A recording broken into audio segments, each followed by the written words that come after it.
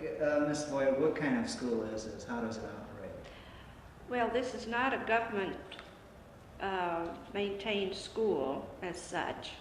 We have tuition for each child annually, and very strongly that these textbooks that are chosen by the teachers and the curriculum committee and the owner, president of the school, are the finest textbooks available for having a solid program from the very beginning of the child in school, 5.5 years in the first grade, all the way up into his high school years. There's football teams and that sort of thing. We do not have. We have a period of calisthenics each day for the health improvement, but as far as general sports or general art programs or such extracurricular activities, we feel the academic area would suffer.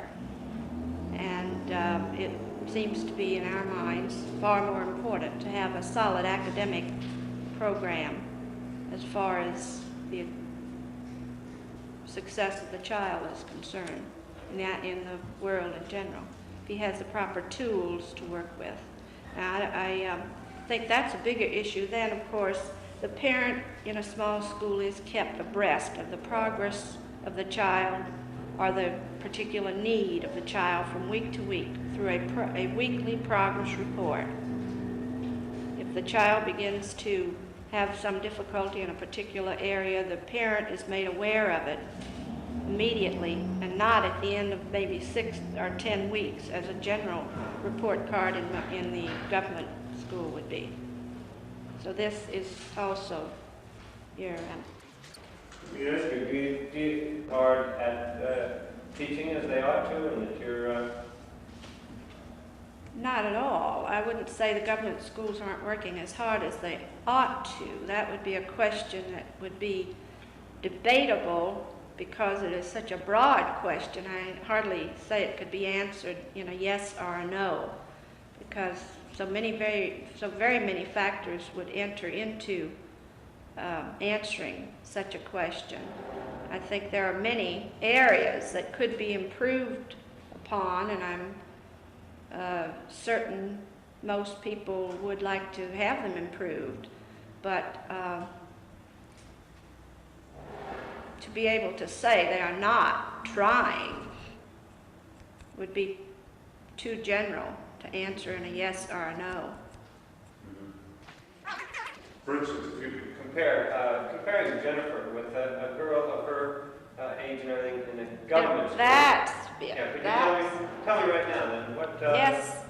How do you compare? The difference is, as I stated, there is in most government schools too many side curriculum activities that do not contribute towards the academic area that this school offers. Well, then, Another. would this different in Jennifer's education be, her level of education at this point in the government school compared to here? Well, she would be in first grade, but she would not be offered the strong phonics program we have. She would not be offered the number of books with the rich content of advanced reading, advanced literature.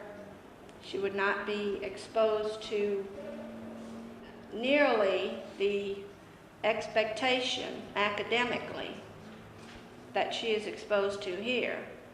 We feel that with our program, the texts that we choose to use and the program that we offer the children in this school is comparable in some areas to maybe 2 or 3 school years of material covered in some other schools. What are some of the specific texts that you use here that probably aren't being used in the government school? we don't use any of the texts that the public school uses. We use McGuffey Reader, which is a publication that has been proven most valuable since the year 1881. We use a Webster Speller, another book that might go into 70, 80, or 100 years of proven success. In first grade, we have a program including readers that by the end of the first 10 weeks of school would be comparable to a reader in the second or third grade level in other schools. We include in our first grade program science, history and geography, 4 arithmetic books, which brings them through addition, subtraction, equations, multiplication, and short division, which is sometimes not reached until the 3rd and 4th grade level in some of the government schools. What about foreign languages? Is anything done here about that? Foreign languages. We feel in the first grade, if a child is exposed to a foreign language, he or she is able to recite from memory a few short phrases perhaps, or perhaps a song, a cute thing, but she in turn suffers in that she does not receive the basics in phonics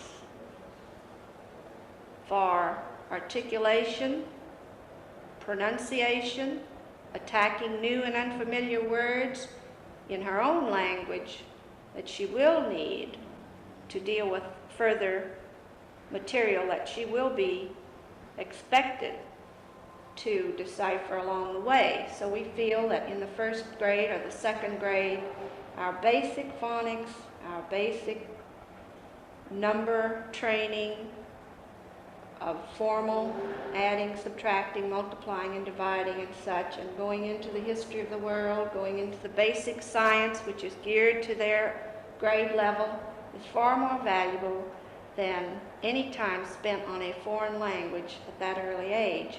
However,